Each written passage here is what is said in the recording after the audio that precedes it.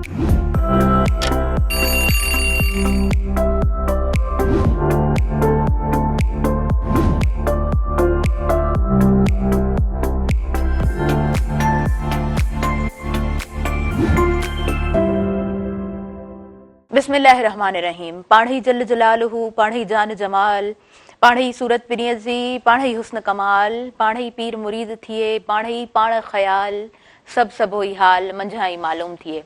अस्सलामु अलैकुम तमाम नाज़रीन, उम्मीद करियां थी तव्हां सभु बिल्कुलु ठीकु हूंदव। खोड़ सारी दुआऊं अव्हां जे लाइ, नेक तमन्नाऊं अव्हां जे लाइ।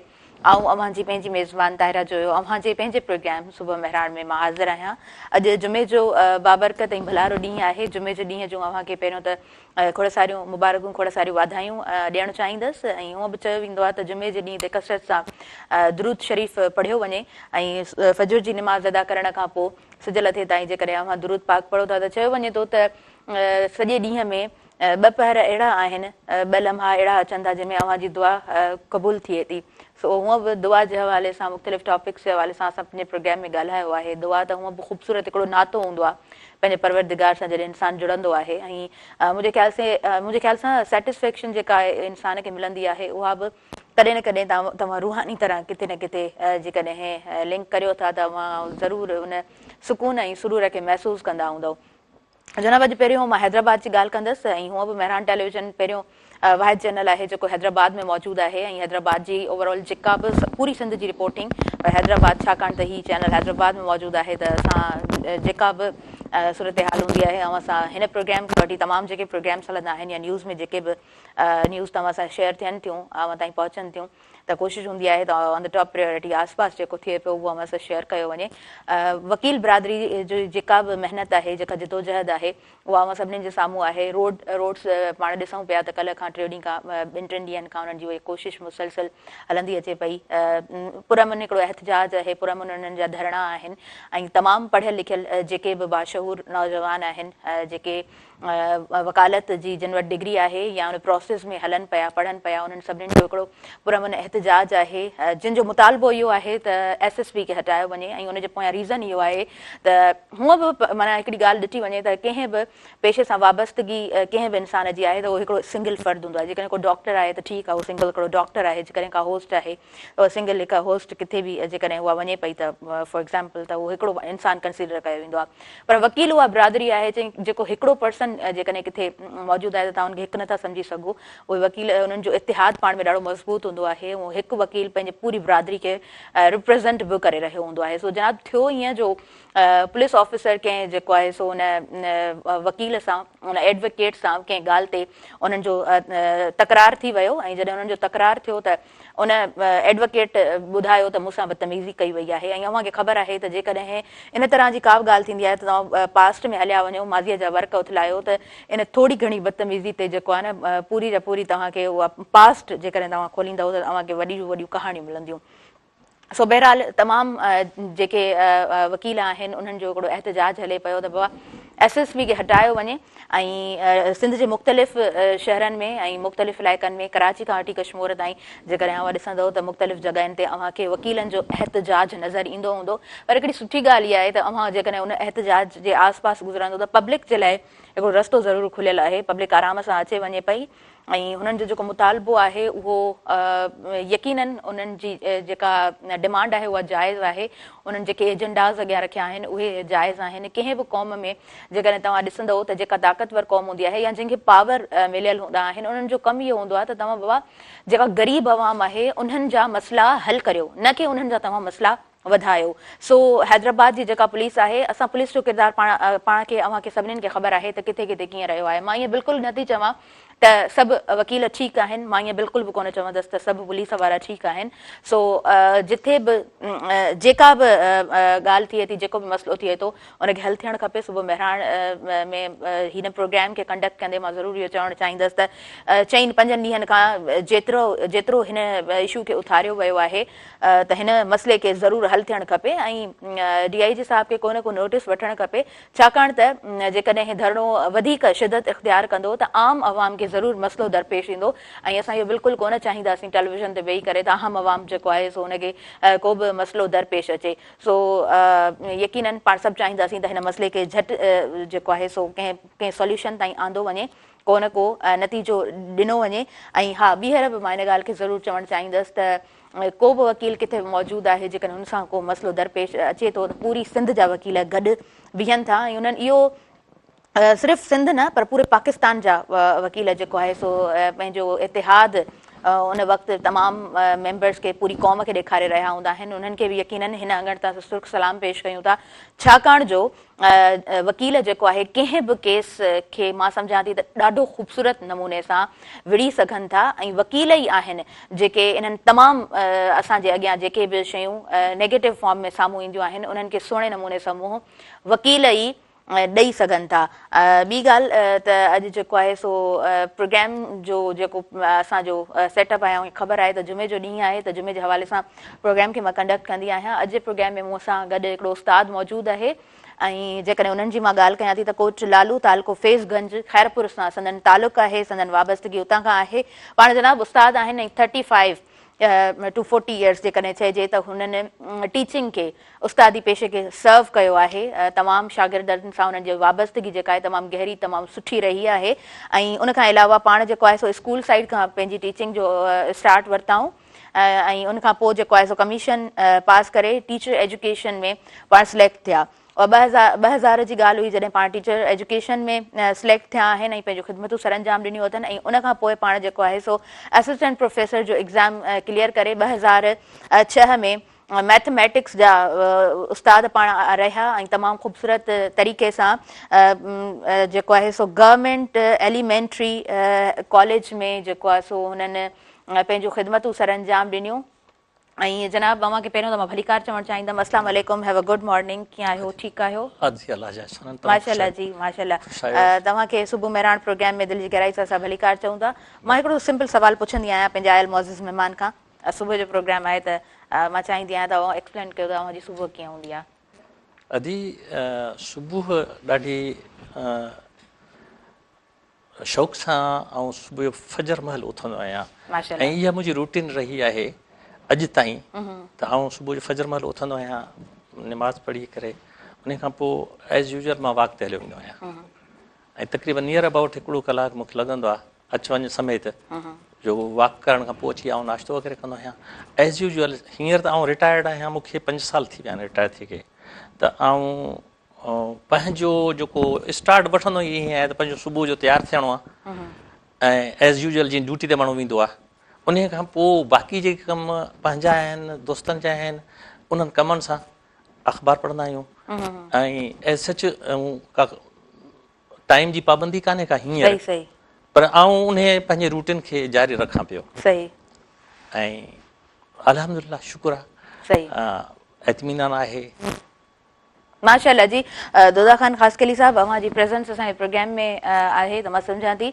अव्हां अॼु जे प्रोग्राम में मौजूदु रही करे तमामु हिन प्रोग्राम खे इंफॉर्मेटिव बणाईंदव काराइतो बणाईंदव ऐं असांजे तमामु नाज़रीन ताईं अॼु जो प्रोग्राम तमामु सुहिणे अंदाज़ में अव्हां ताईं पहुचंदो ऐं मुंहिंजी कोशिशि हूंदी आहे त प्रोग्राम असांजो इंफॉर्मेटिव ज़रूरु हुजे दोदा ख़ान ख़ासकली अली साहब अव्हांजी जेका पोस्टिंग आहे उहा 2000 में थी उन खां पहिरीं जेको आहे सो तव्हां स्कूल में जेको आहे सो एज़ अ टीचर सर्व कयो उन खां पोइ माशाल्लाह सां एज़ अ प्रोफेसर तव्हां सुठनि इदारनि में रहियो स्टूडेंट सां अव्हांजी ख़ूबसूरत अंदाज़ में वाबस्तगी रही छा था सम्झो त उस्तादी पेशो दरअसल आहे छा अदी आउं ॾाढो लकी माण्हू आहियां इन सेंस सां त 80s जे ज़माने में जॾहिं मूंखे प्योर मेरिट ते पोइ इंटरव्यू ॾिनो मूंखे टीचरी मिली ऐं पोइ सुत ते ई मूंखे कंहिं हवाले सां मूंखे मैसेज मिलियो त तव्हां ASI थियो अच्छा तव्हांखे ASI वठी ॾियूं छो त MP MN खे सीटूं मिलियूं आहिनि उन्हनि वटि रिक्वायर्ड जेके क्वालिफिकेशन वारा माण्हू कोन था मिलनि तंहिंजे करे तव्हां अचो तव्हांखे बसि फ़ौरन ई था कयूं मूं हुनखे चयो मूं चयो न आउं उस्ताद सही आहियां मूंखे आउं आयो आहियां पंहिंजो टीचर थियो आहियां ऐं मूंखे थोरो वक़्तु थियो आहे पर आउं सम्झां थो आउं हिते सेट आहियां ऐं मूंखे हिते कमु करणु खपे ऐं मूं उहा पोस्ट उन दोस्तनि खे चयो मूं चयो न आउं कोन्ह थींदुसि ऐं तव्हां यकीन कयो त उस्ताद थियणु इहा हिकिड़ी अलाह जी इनायत आहे जेकॾहिं जंहिं माण्हू ते रब साईं महिरबानी करे ऐं पंहिंजो इहो पेशो हुनखे मिले थो, तव्हां चवंदो वॾो ख़ुशि नसीबु आहे उहो माण्हू। शर्त इहो आहे त उनखे उहो डिलीवर करे निभाए। ऐं माण्हू आउं त मुंहिंजा जेके GST जा ज़माना गुज़रिया आहिनि, तक़रीबन 7 साल आउं GST रहियुसि, त असांजो जेको स्कूल रहियो इतफ़ाक़ आहे चंद स्कूलनि में आउं ट्रांसफर थींदो रहियुसि, पर आउं जिथे बि रहियुसि त वालिहाना ॿार मूंसां मोहबत कंदा हुआ, वालिहाना मोहबत, फ़क़ति इन करे त आउं उन्हनि खे रेस्पेक्ट ॾींदो हुउसि। ऐं ॿार उस्ताद हिकिड़ो आहे, उस्ताद चवंदो आहे त न आउं सभु कुझु आहियां, पर आउं चवां थो त ॿार घणो कुझु आहे ऐं ॿार खे तव्हां सम्झे, ॿार खे तव्हां ओन कयो, ॿार तव्हांखे ओन कंदो। ऐं मूं उनखे प्रैक्टिकल ॾिठो आहे, प्रैक्टिकल कयो आहे। माशाल्लाह सर, 35-40 इयर्स ताईं तव्हां जेको आहे उन शइ खे एक्सपीरियंस में आंदो आहे, त यकीनन बिल्कुलु दुरुस्ती फरमाईंदा हूंदव। ऐं इहा ॻाल्हि बिल्कुलु ठीकु आहे त उस्ताद जेको आहे उहो सभु कुझु आहे, नो डाउट। चवंदा आहिनि त उस्ताद बादशाह त न हूंदो आहे, पर बादशाह बणाए छॾींदो आहे।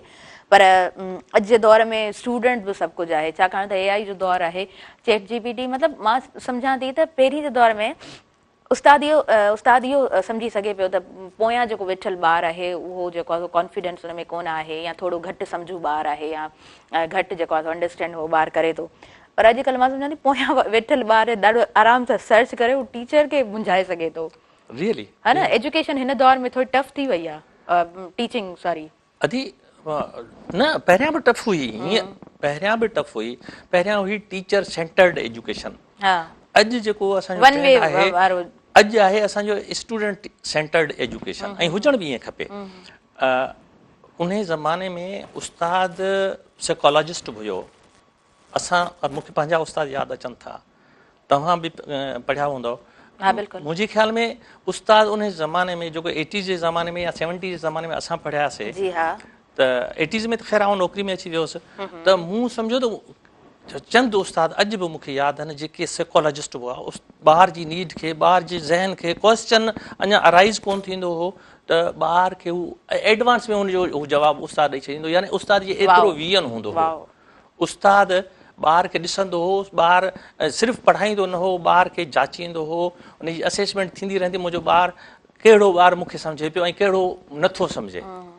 असांजो अलमियो हिकिड़ो इहो रहियो आहे त असां वटि उस्ताद हमेशह पंहिंजे तरीक़े ते क़ाइमु रहियो आहे।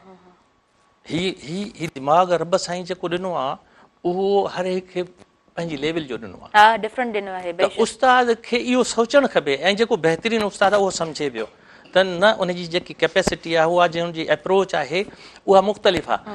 आउं उनजी लेवल ते अचां, जेकॾहिं हू मुंहिंजी ॻाल्हि नथो सम्झे, मूंखे हेठि लही अची उन सां ॻाल्हाइणो पवंदो। हाणे असां ईअं कयूं, असां चऊं था मोस्टली असांजो इहो हूंदो आहे त असां चवंदा आहियूं भाऊ मूं सम्झायो, तव्हां छो न सम्झो। पोइ मुख़्तलिफ़ तरीक़नि सां असां ॿार खे मजबूर कंदा आहियूं जेको हुजणु न खपे, जेको हुजणु न खपे। पनिशमेंट कंहिं बि वे में जाइज़ न आहे। उन ज़माने में पनिशमेंट थींदी हुई, पर अॼु त कानूननि बि बंदि आहे, अॼु त कानूननि बि बंदि आहे, पर उस्ताद पंहिंजे तौर तरीक़े खे चेंज करे। मां सम्झां उहो उस्ताद आहे। ज़बरदस्त जनाब, वधीक पाण इन ते डिस्कस करियूं था। ॾाढो सुठो हिकिड़ो टॉपिक आहे त उस्ताद साइकोलॉजी खे ॼाणंदड़ हुजे, जेकॾहिं उहो ॿार जे ज़हन खे कोन थो सम्झे त हू सुठे तरीक़े सां पढ़ाए कोन थो सघे। असां वठंदासीं शॉर्ट कमर्शियल ब्रेक, नंढिड़ो ब्रेक आहे, पोइ असां ॿिया महिमान बि गॾु हूंदा ऐं मां वधीक प्रोग्राम खे कंडक्ट कंदमि। ॾिसंदा रहो अवां जो पंहिंजो प्रोग्राम सुबुह महिरान।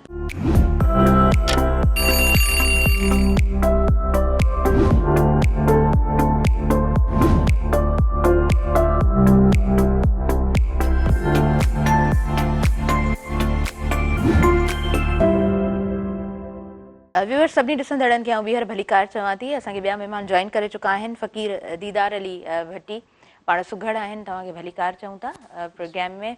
ऐं मां चाहींदसि त हीउ ॿियो सेगमेंट आहे, तव्हां हाणे जॉइन कयो आहे त अव्हां असांखे कुझु ॿुधाईंदव, हमद ॿुधाईंदव, को सिंगार ॿुधाईंदव, जेको ॿुधाइणु चाहियो। बिस्मिल्लाह कयो। हमद सना जो बैत आहे, सही। ऐ मुंहिंजा ख़ुदा अण हूं त मातूं, जे हूं त करे थो सघे, गुनाहगारनि जे मथां रहमत जी, जे बूं त करे थो सघे, बे इल्म खे तूं जे इल्म ॾेई आखूं त करे थो सघे, बीमार कहे लाचार खे जे खुशनू त करे थो सघे, दीदार चे जारी ज़बान मथां जे दुरूद करे त करे थो सघे।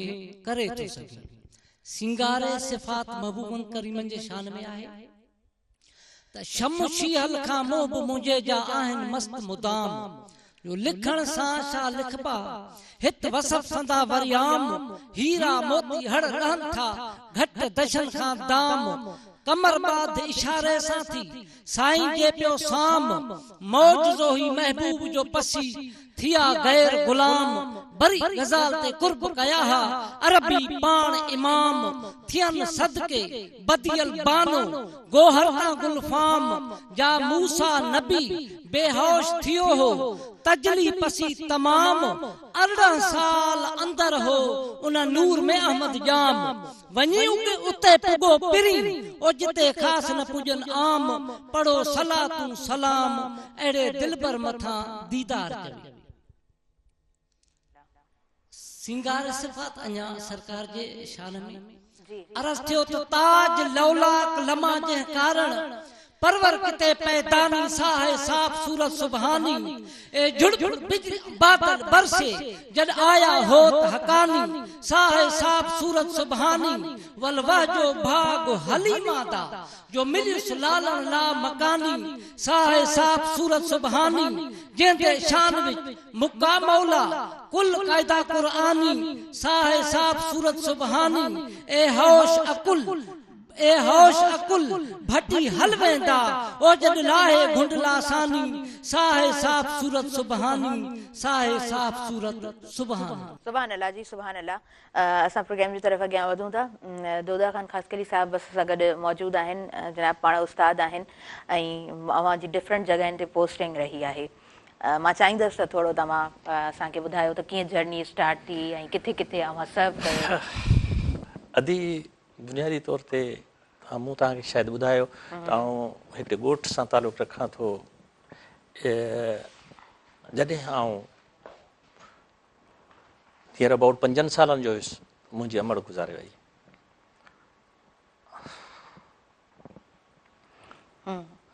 अल्लाह साईं उन्हनि खे जन्नतुल फिरदौस में आला मक़ाम अता फरमाए।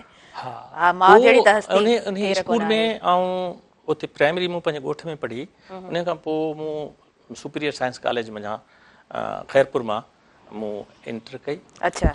ऐं उन खां पोइ मुंहिंजी सिलेक्शन न थी सघी। मां हिकिड़ी हम्बल फैमिली सां तालुक़ु रखां थो। सही सही। पर मुंहिंजी सिलेक्शन महिराणी यूनिवर्सिटी में न थी त पोइ मूं वरी BSc में दाख़िला वरिती कॉलेज साइड में। ग्रेजुएशन में मुंहिंजो एग्ज़ाम थी चुको हो त वरी उस्ताद जूं पोस्टूं अनाउंस थियूं, मूं इंटरव्यू ॾिनो ऐं ख़ुशकिस्मती सां सिलेक्ट थी वियुसि। सही। 80s जे ॾहाके में आउं उस्ताद थियुसि ऐं JST तौर ते मूं तक़रीबन 8 साल खनि सर्व कयो। तेसिताईं मूं B.Ed बि करे वरिती ऐं उन खां पोइ उन जे B.Ed जे करे मुंहिंजो प्रमोशन थी वियो as a HST। Near about मूं 8 साल तक़रीबन या कुझु अरसो वधीक हूंदो मूं एज़ अ HST सर्व कयो। हाणे इन ज़माने में एतिरे टाइम में जेको इहो मतिलबु टाइम ॻोठनि पंहिंजे ई ॻोठ में न थी, मां हिते हैदराबाद खां ॿाहिरां वसी मलुक शाह टिकरो पहिरीं मुंहिंजी पोस्टिंग थी। जेको तव्हां पंहिंजो वसी मलुक शाह टिकरो मशहूरु ॻोठ आहे, टंडे मोहम्मद ख़ान खां दरिया जे कप ते आहे। हितां बि ईज़ी आहे, हैदराबाद खां ईज़ी आहे, टंडे मोहम्मद ख़ान खां रस्तो अथसि। सो उते मुंहिंजी पहिरीं पोस्टिंग मूंखे मिली। जॾहिं स्कूल साइड में हिकिड़ी डायरेक्टोरेट हूंदी हुई सॼी सिंध जी, कराची खे छॾे करे हिकिड़ी डायरेक्टोरेट हूंदी जेकी हैदराबाद में हूंदी। तंहिंजे करे उस्ताद जे लाइ इहो को मसइलो कोन हूंदो त किथां जो आहे केॾांहुं थो वञे, छो जो हिकिड़ो तरीक़ेकार हूंदो उस्ताद खे सिलेक्ट करण जो। ऐं उते अच्छा मुंहिंजी पहिरीं पोस्टिंग जॾहिं उते थी त उहो बि हिकिड़ो ॻोठ हो। अच्छा। उते आउं पहुतुसि त मूंखे हेड मास्टर साहिबु चयो, जेको मिडिल स्कूल हो, उन मूंखे चयो साईं असांखे मैथमेटिक जे उस्ताद जी ज़रूरत आहे, असां वटि उस्ताद जी खोट आहे, तव्हांखे मैथमेटिक पढ़ाइणी पवंदी। फ़िलहालु त आउं छोकिरो जस्ट 21-22 साल मुंहिंजी उमिरि हुई।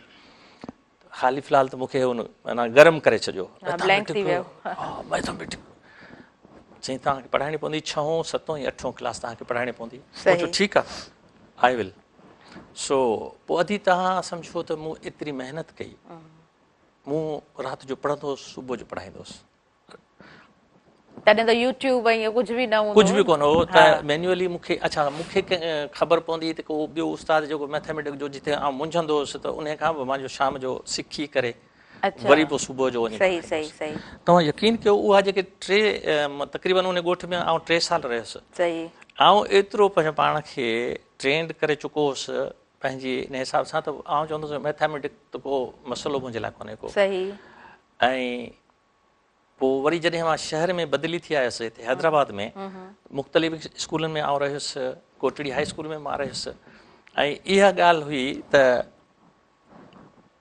हेडमास्टर जॾहिं 9 साल शुरू थींदो त हेडमास्टर समूरनि उस्तादनि खां टाइम टेबल वठंदो हो पंहिंजो सब्जेक्ट वठंदो चॉइसिस वठंदो त बाबा चॉइसिस ॾियो मूं कॾहिं उस्ताद हेडमास्टर खे चॉइसिस कोन ॾिनी चई यार ॿिया ॾियनि था तव्हां छो नथा ॾियो मूं चयोसीं हाणे ॻाल्हि इहा आहे त तव्हां जेके सब्जेक्ट मुंहिंजी क्वालिफिकेशन तव्हांजे साम्हूं आहे तव्हां जेको सब्जेक्ट ॾींदो ऐं पढ़ाईंदुसि अॻु वारा उस्ताद बि त ऑलराउंडर हूंदा माशाअल्लाह सां पर थींदो इहो त मैथमेटिक्स काफ़ी दोस्त हूंदा हुआ जेके मैथमेटिक्स सब्जेक्ट रहिजी वियो फिज़िक्स रहिजी वियो या अहिड़ा सब्जेक्ट रहिजी वेंदा हुआ मुंहिंजो साईं ठीकु आहे आउं पढ़ाईंदुसि मूंखे तव्हां ॾियो ऐं दिलि व जान सां महिनत करे अच्छा मुंहिंजी हिकिड़ी आदत आउं चवां थो उस्ताद समूरनि उस्तादनि में इहा हुजणु खपे शाम जी तयारी वठे पढ़ाइण खां पहिरियां पंहिंजे कंटेंट खे ॾिसी वञे पंहिंजे कंटेंट ते जंहिं जेको टॉपिक आहे उनखे ॾिसी वञे उन ते प्रिपेयर थी वञे उनखे फुली उनखे जेको आहे सो पूरी ग्रिप हुजे उन ते जेकॾहिं उहो चवे थो न मुंहिंजे लाइ का मसइलो कोन्हे को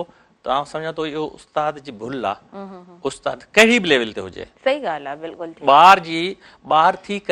ॿार थी करे क्वेश्चन करे पंहिंजो पाण सां ही ॿार क्वेश्चन कंदो उनजो जवाबु मूं वटि कहिड़ो आहे ही ॿार क्वेश्चन कंदो छो जो ॿार वटि जेकी नॉलेज भली उस्ताद जेतिरी न हूंदी पर जॾहिं त उहो क्वेश्चन त ज़रूरु कंदो न तव्हां हुनखे अलो कयो न पर जेकॾहिं तव्हां वटि क्वेश्चन जो जवाबु ई न हूंदो या तव्हां प्रिपेयर ई न हूंदो त पोइ त ॿार सां तव्हां हिले बहाने तव्हां जेको आहे सो टाल मटोल कंदव पोइ ॿार मुतमिन कोन थींदो जॾहिं ॿार मुतमिन न थींदो त उन उस्ताद जी जेकी वेटेज आहे ॿार वटि उहा हल्की रहंदी उहो ॿार कॾहिं बि तहे दिलि सां उन उस्ताद सां गॾु न हलंदो सही ॻाल्हि आहे बिल्कुलु ठीकु सो आउं ॾाढो ख़ुशनसीब इन करे चवां थो त मूंखे चलो हेडमास्टर जे ख़ौफ़ खां सही ऐं उन हेडमास्टर खे थैंकफुल थो कयां त जंहिं मूंखे इहो फोर्स कयो त तव्हांखे हीउ सब्जेक्ट पढ़ाइणो आहे मूं एक्सेप्ट कयो ऐं ॿी तव्हांखे ॻाल्हि ॿुधायां त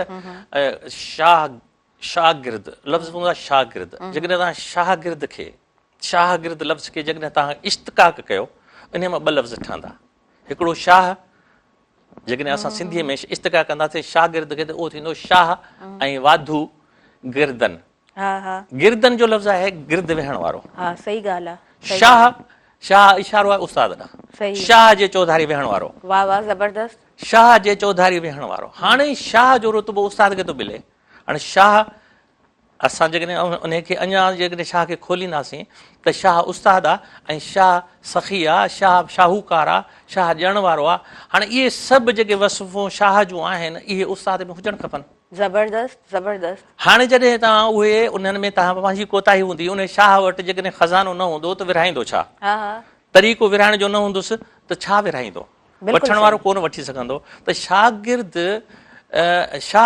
शागिर्द तव्हांखे तॾहिं मञींदो जॾहिं तव्हां वटि ॾियण जे लाइ खज़ानो हुजे तव्हां वटि तरीक़ो बि हुजे खज़ानो हुजणु वॾी ॻाल्हि कान्हे का तरीक़ो विरहाइण बि हुजे वंड जो तरीक़ो हुअणु खपे असां उनखे चऊं था मेथड ऑफ टीचिंग हुजे डिलीवर करे ॿार जे लेवल ते अची सोचे जेकॾहिं तव्हां ॿार जे लेवल ते उस्ताद नथो सोचे न त उहो हिकिड़ो वॾो गैप रहे थो उहो ॿार एतिरो फ़ाइदो हासिल नथो करे सघे उस्ताद चवे त मुंहिंजो अधु कलाक या 35 मिंटनि जो पीरियड मूं पढ़ाए छॾियो नथा पढ़नि न बाबा न जेकॾहिं तव्हां न ॾेई सघियो तव्हांजी कोताही आहे उस्ताद खे रिफ्लेक्टिव थियणु खपे पंहिंजी कोताही पंहिंजे कम मां पाण ॻोल्हे त मुंहिंजी किथे कोताही थी आहे अॻे दफ़े अॻिले सुभाणे न थिए परीं न थिए इहा कोताही हाणे असां आउं उस्ताद आहियां, आउं ईअं नथो चवां मूं वटि मूंखे मुंहिंजे लाइ मुंहिंजा उस्ताद अॼु मुंहिंजा उस्ताद मुंहिंजी गाइडलाइन आहिनि, मां उन्हनि खे फॉलो कयां थो, पर उहे चंद उस्ताद आहिनि जिन खे आउं फॉलो कयां थो।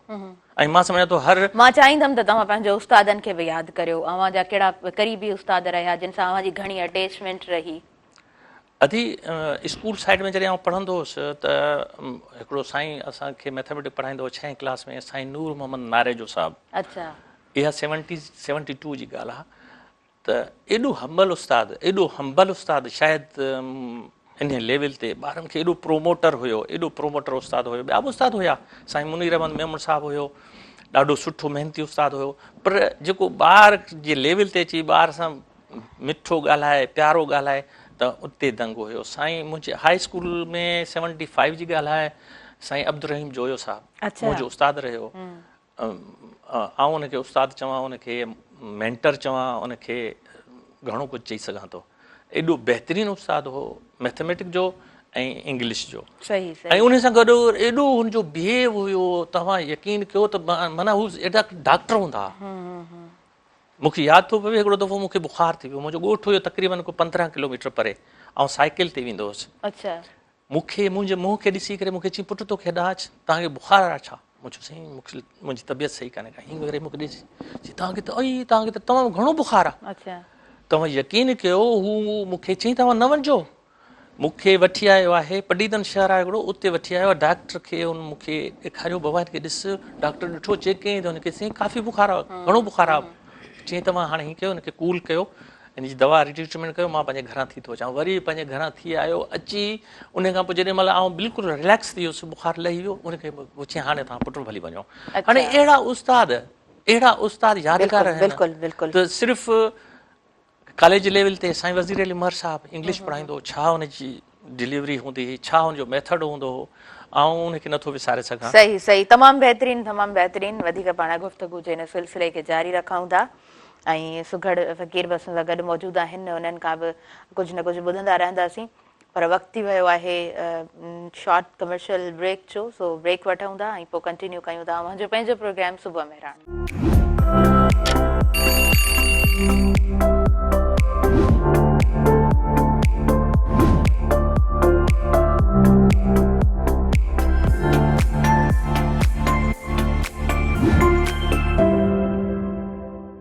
सभिनी ॾिसंदड़नि खे वीहर भली कार चवां थी आहियां पंहिंजे प्रोग्राम सुबह मेहरान में।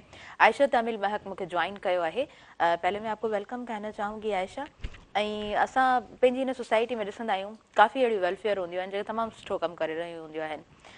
राशन पहुचाइण, उन खां अलावा जेकॾहिं उहे ख़वातीन असांजे विच में मौजूदु आहिनि जेके बेवा आहिनि, जिन जो को सहारो कोन आहे, जिन खे सपोर्ट करण वारो केरु कोन आहे, या उहे नियाणियूं जेके पंहिंजी एजुकेशन खे अॻियां वधाइणु चाहींदियूं आहिनि, उन्हनि खे का सपोर्ट उनजी नीड हूंदी आहे। उन खां अलावा तमामु सुठे तरीक़े सां असांजा कुझु तालीमी इस्लामिक हवाले सां उहे बि इंस्टीट्यूट्स हली रहिया हूंदा आहिनि। उन्हनि खे जेकॾहिं सुहिणे नमूने सां केरु रन करे पियो त उनजो बि हिकिड़ो सुठो एक्सपीरियंस थिए थो, उनखे बि प्रोग्राम में शामिल करणु मां सम्झां थी त अव्हां ताईं को सुठो मैसेज ज़रूरु पहुचंदो। आयशा, मैं आपसे पूछना चाहूँगी कि 2018 से माशाल्लाह आप ये वेलफेयर चला रही हैं, क्या मोटिव था, किस तरह आपने सोचा कि मुझे ये काम करना है, ये इनिशिएट लेना है? क्योंकि देखिए बातें तो बहुत ज़्यादा होती हैं, लेकिन ग्रास रूट लेवल पे आके काम करना इट्स नॉट ईजी। यस, आपसे पूछना चाहूँगी। असल मसला ये था कि मुझे ना कुछ करना था। शादी से पहले भी ना मैंने अपनी जो स्कूल लाइफ में हम सब दोस्तों ने मिलके अपनी दोस्त की शादी का पूरा सामान किया था। अच्छा। तो कुछ ना कुछ जज्बा था कि मुझे कुछ करना है।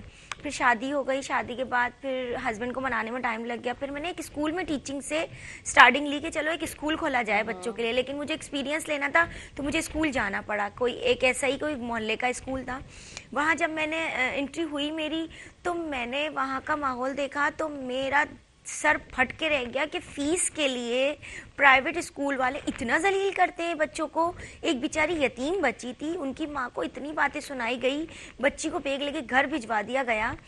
तो उस वक्त मेरी सैलरी जो 3000 थी, 300 यानी कि 3000 उन्होंने रखी थी, तो उस बच्ची की फीस कोई होगी 500। मैंने कहा आप ये मुझसे लेंगे अब इस बच्ची को आप नहीं करेंगे। उस बच्ची को मैंने अपने पास ही रख लिया, समझे। वो बाप भी नहीं था और माँ घरों में काम करती थी। वो बच्ची 9 साल की होकर मेरे पास से गई। बस वही वहाँ से मुझे एक जज्बा आया, मैंने एक कसम उठाई कि इन ऐसे बच्चों के सर पे हाथ रखना है, तालीम भी देनी है, हुनरमंद भी करना है और आगे तक लेके जाना है। सही। और 2018 से माशाल्लाह से आपने ये काम करना स्टार्ट किया। क्या मुश्किलात दरपेश आई स्टार्टिंग में? बहुत ज़्यादा मुश्किल हुई जब मैं बाहर निकली, जब ऑफिस ले लिया, रेंट पे सब कुछ कर तो लिया मैंने आराम से अपने हस्बैंड की सपोर्ट पे, लेकिन जब इसको चलाने के लिए, रन करने के लिए जब मैं बाहर निकली, शॉप बाय शॉप गले लेकर गई, तब मुझे ऐसा लगा कि ज़मीन फट जाए और मैं उसमें दफन हो जाऊं। क्योंकि लोगों ने कहा माफ़ करें, बाद में आइएगा, पता नहीं अपने लिए आ रही होंगी, ये तो धंधा निकाल लिया है, लोगों का तो कारोबार बन गया है। इतनी चीज़ों को फेस करा, लेकिन 2018 से फेस करते करते आज भी 2025 में अब उन शॉप्स पे जाती हूँ तो वही चाय कोल्ड ड्रिंक पिलाते हैं मुझे। माशाल्लाह जी। और मैं समझती हूँ कि जो मुश्किल काम होता है वो चंद लोग होते हैं मखसूस, और शायद वो इसी काम के लिए बनाए जाते हैं। मां सम्झां थी कुछ कम अहिड़ा हुंदा आहिनि जेके मखसूस माण्हुनि जे लाइ हूंदा आहिनि, उहे ई करे सघंदा आहिनि। छो त ॾुखियो कमु को बि कोन चाहींदो, ऐं स्पेशली का छोकिरी कोन चाहींदी त मां को ॾुखियो कमु बेवजह करियां। पर जेकॾहिं थोरी मुश्किलात खां पोइ कंहिंखे सुठो कुझु ॾेई सघो था, ऐं अव्हां जे करे जेकॾहिं कंहिंजी ज़िंदगी में आसानी पैदा थी सघे थी, त पोइ हिन तरह जा असां वटि मिसाल मौजूदु आहिनि। आयशा मूं वटि प्रोग्राम में मौजूदु आहे, ऐं आयशा जे वेलफेयर जे हवाले सां हुनजा जेके सुठा कम आहिनि उन हवाले सां मां प्रोग्राम में ज़रूरु ॻाल्हाइणु चाहींदमि। मुश्किलातूं दरपेश थिया आहियूं, हिन टाइम ताईं केतिरियूं मुश्किलातूं आहिनि या केतिरनि माण्हुनि साथ ॾिनो आहे, सो हुन हवाले सां प्रोग्राम में ॻाल्हाईंदासीं। ऐं जी दीदार अली भट्टी साहब असां गॾु मौजूदु आहिनि। तालीम जे हवाले सां ॻाल्हि ॿोल हले पई, ऐं जेकॾहिं हिकिड़ो सुघड़ मौजूदु आहे त मां सम्झां थी उन सुघड़ वटि तमामु घणो मवाद मौजूदु हूंदो आहे। सो जेकॾहिं तालीम जे हवाले सां कुझु आहे त मां ॿुधाइणु चाहींदमि। असल में असां वटि बाशऊर उस्ताद वेठा आहिनि, ऐं इल्मु अदब ते तालीम ते ॻाल्हि हले पई, त बहितर्ज़ कयोसीं त वक़्तु वञे थो जानिब जाग, इल्मु सवा कीअं थींदे सुजाग, वक़्तु वञे थो जानिब जाग। इल्मु असां लाइ आहे ज़रूरी, तोड़े महिनत कयूं मज़दूरी, उझायल ॿार जो हाणे आग, वक़्तु वञे थो जानिब जाग। इल्मु सवा कीअं थींदे सुजाग, वक़्तु वञे थो जानिब जाग। इल्मु असांजो ज़ेवर आहे, तंहिंखे न सघंदो को चोराए, हिन सां करणो रोशन माग, वक़्तु वञे थो जानिब जाग। इल्मु सवा कीअं थींदे सुजाग, वक़्तु वञे थो जानिब जाग। ख़ुद आहे नबी साईं फरमायो त पींघे खां क़बर ताईं इल्मु पिरायो, इल्म खे सम्झण घुर्जे सुहाग, वक़्तु वञे थो जानिब जाग। इल्मु सवा कीअं थींदे सुजाग, वक़्तु वञे थो जानिब जाग। इल्म खां कंहिं नादान झलियो थी, छो खणी पंहिंजो पाण पलियो थी, ऐं शाल खणी थो भाऊ निभाग, वक़्तु वञे थो जानिब जाग। इल्मु सवा कीअं थींदे सुजाग, वक़्तु वञे थो जानिब जाग। दीदार इल्मु बादशाह बणाए, भट्टी है हर महफ़िल में बणाए, ॿियो तूं छॾे ॾे राणा राग, वक़्तु वञे थो जानिब जाग। इल्मु सवा कीअं थींदे सुजाग, वक़्तु वञे थो जानिब जाग। ज़बरदस्त, तमामु सुठो, तमामु सुठो।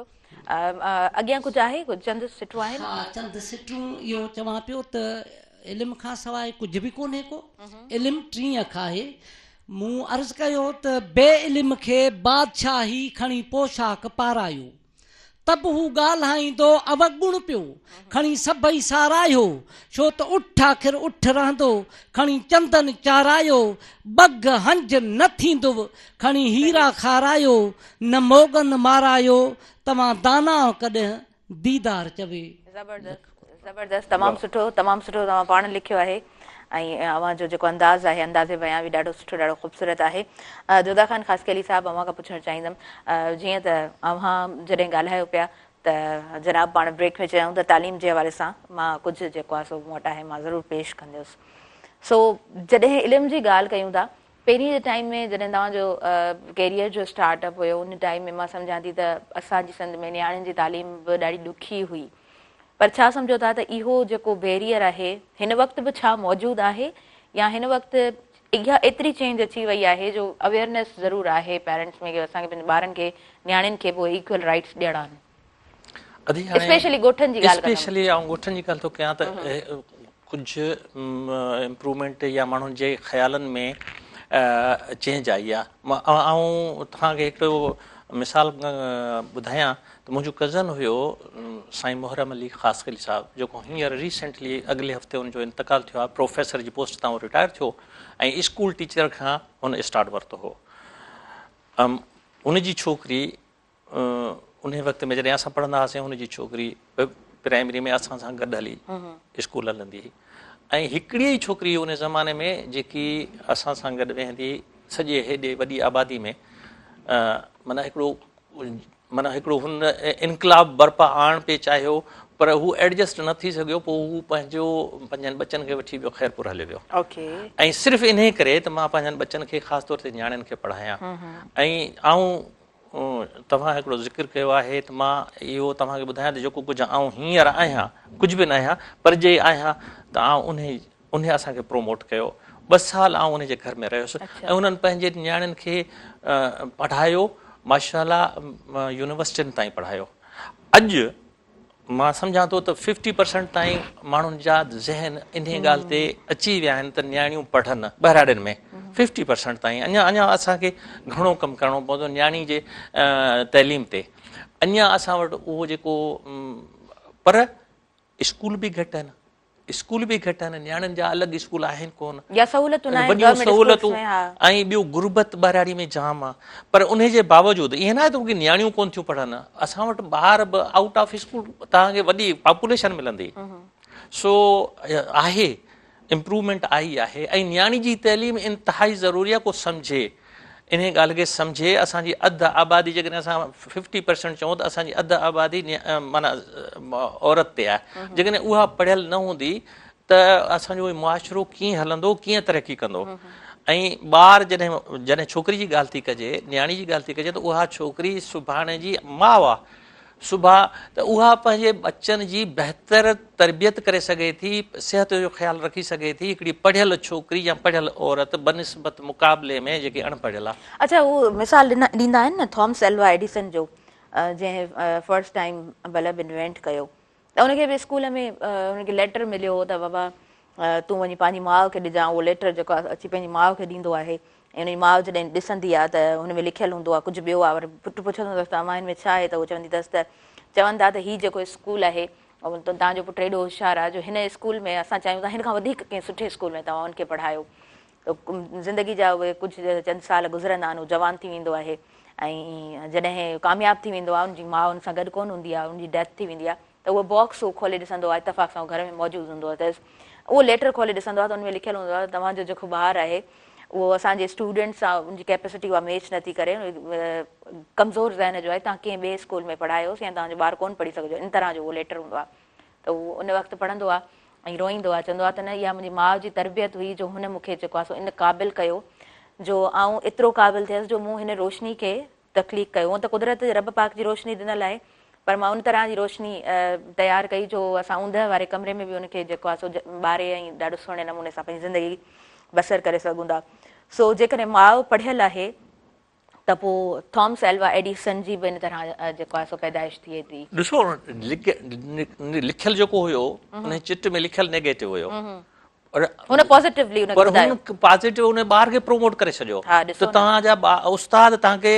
प्रेज़ कनि था तव्हांखे एप्रिशिएट कनि था हालांकि उस्ताद कुझु ॿियो लिखियो त हाणे इहा प्रोमोशन जेकी ॿार जी आहे जंहिंखे ॿार खे तव्हां प्रोमोट करणु चाहियो था त उनखे हमेशह शाबाश ॾियो उनजी कैपेसिटी कहिड़ी बि हुजे उनखे शाबाश खपे थी हर शाबाश त वॾे माण्हू खे बि खपे थी उहो ई न त फेल जी जॻह ते जेकॾहिं ट्राई अगेन उहो चवंदा आहिनि न त उहो लिखियो वञे त ॿार जेको आहे असांजा वधीक सुठे तरीक़े सां परफॉर्म करे सघे थो अच्छा माना असां ईअं नथा चई सघूं त सिर्फ़ु असांजी सोसाइटी में इहो सभु कुझु आहे ॾिसो थॉमस एल्वा एडिसन जी जेकॾहिं ॻाल्हि अचे थी उन हिस्ट्री में त मतिलबु ॿाहिरि जी बि मैनेजमेंट किथे न किथे का न का कोताही करे थी मां थोरो मैनेजमेंट जे हवाले सां ॻाल्हाइणु चाहींदमि छो त मूं नोट बि कयो आहे हिते अव्हां जेको आहे सो टीचर एजुकेशन में अव्हां जॾहिं सिलेक्शन थी त न्यू टर्मिनोलॉजीज़ कीअं हुजणु खपनि मैथडोलॉजीज़ कीअं हुजणु खपनि त उस्ताद जेको आहे सो शागिर्द खे हिकु सुहिणे अंदाज़ में अॻियां जो रस्तो अॻियां जी मंज़िल जेको आहे हुनखे ॾेखारे।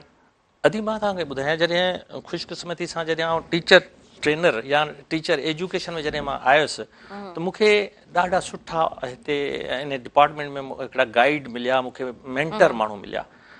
छो त आउं स्कूल साइड खां आयो हुउसि, मूंखे स्कूल में हिकिड़ो पेडागॉजी ते पढ़ाइण में त मूंखे हिकिड़ो को मसइलो कोन हो। हाणे एंड्रोगॉजी में जॾहिं आउं आयुसि, उहो शोबो सॼो आहे त असां एडल्ट खे डील कंदासीं ऐं टीचर खे डील कंदासीं, हिकिड़े पढ़े लिखे तबिके खे डील करिणो आहे असांखे। हाणे असांखे उहा एप्रोच पंहिंजो रखणी आहे त असां पढ़े लिखे माण्हू सां कीअं डील कंदासीं। असांजो वॾो फोकस इहो हूंदो त कंटेंट सां गॾोगॾु, कंटेंट हिकिड़ो आहे जेको असांजो दर्सी किताबु आहे, हिकिड़ो मख़सूस दर्जे जे लाइ हिकिड़ो मख़सूस किताबु आहे, इन खे असां कंटेंट चऊं था। पर असांजो जेको हूंदो उस्ताद वॾे में वॾो असांजो ज़ोर हूंदो त ॿार खे सम्झे, उस्ताद ॿार खे सम्झे ऐं उस्ताद वटि वैराइटी ऑफ मेथड्स हुजनि, टीचिंग मेथड्स उन वटि हुजनि, उन वटि टेक्निक्स हुजनि, उन खे उहे सभु हरबा अचनि जीअं हू पंहिंजे शागिर्द खे इंगेज करे सघे, ॿार खे सम्झे। हाणे ॿार खे जॾहिं हू सम्झंदो ऐं हुन वटि वैराइटी हूंदी त हू क्वालिटी टीचिंग ॾेई सघंदो, उहो इफेक्टिव ऐं रिफ्लेक्टिव टीचर थींदो, अदरवाइज़ कोन थींदो। असां हिकिड़ो चवंदा आहिनि त भई ट्रेडिशनल टीचिंग जेकी उहो तो तरीक़ो ॿियो हुयो, मां चवां थो ट्रेडिशनल तरीक़ो बि भलो हुयो, सिर्फ़ु उन में हिकिड़ी शइ हूंदी हुई जेको तशदुद हूंदो हो त माण्हू चवंदा त बाबा ठीकु आहे हाणे तूं पाण जीअं वणे थी बसि। आउं ईअं थो चवां त जेकॾहिं उहो उस्ताद जेको पुराणो उस्ताद हो ट्रेडिशनल तरीक़े ते हलंदो हो पर आउटपुट ॾींदो हो, हा इहा ॻाल्हि बिल्कुलु ठीकु आहे, आउटपुट ॾींदो हो। पर अॼु जो उस्ताद तव्हां ॾिसो न त हिकिड़ो असांजो ट्रेंड उस्ताद आहे, असांजे गवर्नमेंट स्कूलनि में मां चवां थो एतिरा त बहितरीनु उस्ताद आहिनि। IB जी सिलेक्शन सुठी हुई, IB खां अॻु जी ॻाल्हि थो कयां, तॾहिं बि उस्ताद जेकॾहिं 86 में जेकी खेप आई हुई उनखे आउं छॾे करे उनखे आउं छॾियां, 86 खे आउं छॾियां थो। उस्ताद जेको 86 वारो आयो हो, 86 में उहो तरीक़ेकार हो जो MPA MN खे ब्लैंक ते ऑर्डर ॾेई छॾियो, बाबा तव्हांखे 100 ऑर्डर मिलियो, तव्हां वञी पाण भर्ती कयो। तव्हांखे इहा हक़ीक़त ॿुधायां, आउं तॾहिं उस्ताद हुयुसि। उन कीअं भर्ती कई, कंहिंखे भर्ती कयो, उन्हनि स्कूलनि खे जेको हीअ असां ते लेबिल लॻल आहे उस्ताद ते, उहो उन उस्तादनि जो लॻल आहे जेके 86 वारा आहिनि त बाबा इहे नाकाम आहिनि, इहे असां ते चोर ठग ऐं हरामखोर अलाए कहिड़ा कहिड़ा माण्हू लक़ब ऐं छो न हणनि। जॾहिं असां उन्हनि जी उमेदुनि ते पूरो न लहंदासीं, असां उन्हनि जी उमेदुनि खे पूरो न कंदासीं, उन्हनि जी उमेदूं कहिड़ियूं हुयूं, हुननि जा ॿार असां वटि अचनि था, असां हुनखे पढ़ायूं, असां उन्हनि खे पंहिंजो संभालियूं, असां उनखे प्रोमोट कयूं या असां स्कूल न वञूं, असां उन्हनि ईअं टाइम ज़ाया कयूं ऐं पोइ उन्हनि उन सोसाइटी असां ते इहे लक़ब ॾिना। अॼु जो उस्ताद जेको हींअर आहे, हींअर उस्ताद जेके तव्हां चओ था त हींअर जेके उस्ताद आया आहिनि पंहिंजी महिनत ते आया आहिनि ऐं अञा उन ज़माने में यादगार उस्ताद हुआ, उन्हनि जो परसेंटेज घटि हो।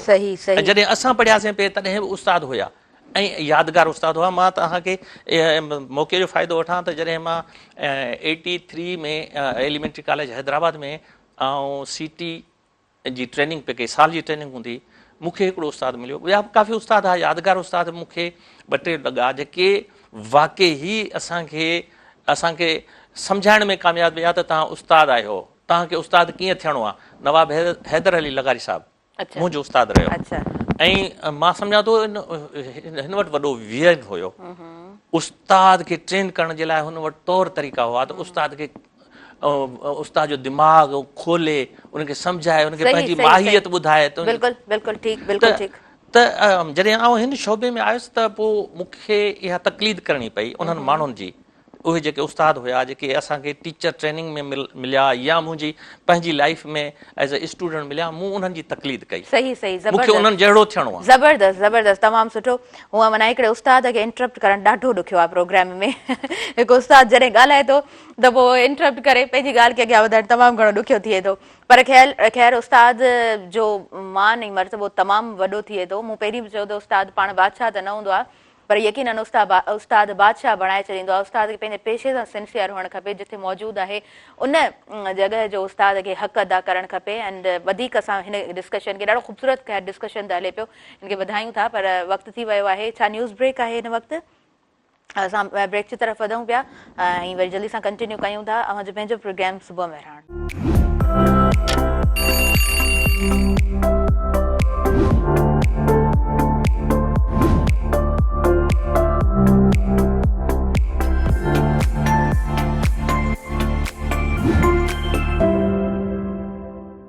व्यूअर्स सभिनी ॾिसंदड़नि खे आऊं ॿीहर भली कार चवां थी जे पंहिंजे प्रोग्राम सुबुह में राण में ऐं प्रोग्राम हिन वक़्तु लाइव हले पियो हेठि स्क्रीन ॾिनल नंबर हले पियो तव्हां डायल कजो प्रोग्राम में शामिल अमी थी सघो था अवांजूं फ़ोन कॉल्स अचनि पियूं पर कॾहिं कॾहिं ईअं बि चाहींदा आहियूं त जेके मौज़िज़ महिमान असांजा मौजूदु हूंदा आहिनि त उन्हनि खे विच में इंटरप्ट न करियूं ऐं ॻाल्हि जेका आहे उहा सिधी सिधी अव्हां ताईं ख़ूबसूरत अंदाज़ में पहुची सघे पर ख़ैर आउं वरी चाहींदमि त अव्हां जी फ़ोन कॉल आउं रिसीव करे सघां ऐं अव्हां जा बि ख्यालात तासुरात अॼु जे मौज़ूअ जे हवाले सां प्रोग्राम में शामिल करे सकां।